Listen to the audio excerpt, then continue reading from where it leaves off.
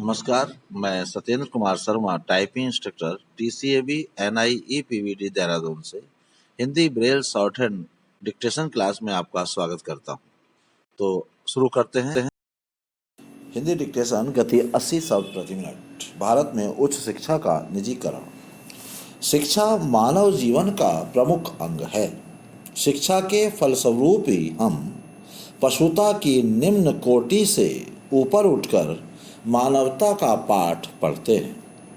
प्राचीन ऋषि उच्च आदर्शों की प्राप्ति, मानव ज्ञान के हस्तांतरण और आत्मा के निर्विकार रूप को पहचानने के लिए शिक्षा को बहुत महत्व देते थे।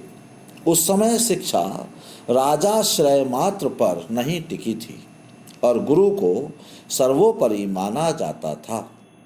प्राचीन भारत में शिक्षा का प्रमुख साधन गुरु ही होता था। गुरु दो प्रकार के होते थे, अपरिग्रही और वृत्ति भोगी।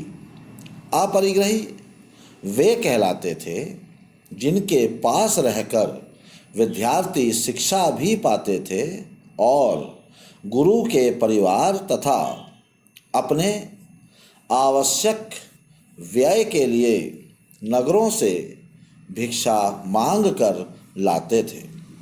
उस भिक्षा से ही गुरु परिवार एवं गुरुकुल में स्थित समस्त विद्यार्थियों का काम चलता था। ये अपरिग्रही गुरु अत्यंत सादा जीवन व्यतीत करते थे। इनके यहाँ नित्य प्रति भिक्षा में जो कुछ अन्न या धन आता था उसी में गुरु एवं शिष्यों का जीवन निर्वाह होता था। वाल्मीकि, कणाद, गौतम, पतंजलि, संदीपन आदि ऐसे ही गुरु थे।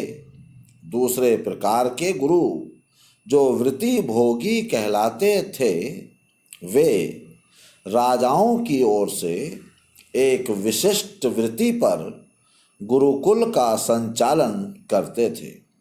ऐसे गुरु प्राय राजकुमारों और श्रेष्ठी पुत्रों को ही गुरुकुल में प्रवेश देते थे। द्रोणाचार्य, कृपाचार्य आदि ऐसे ही गुरु थे। इस प्रकार शिक्षा निजी क्षेत्र में प्राचीन काल में भी संचालित होती थी।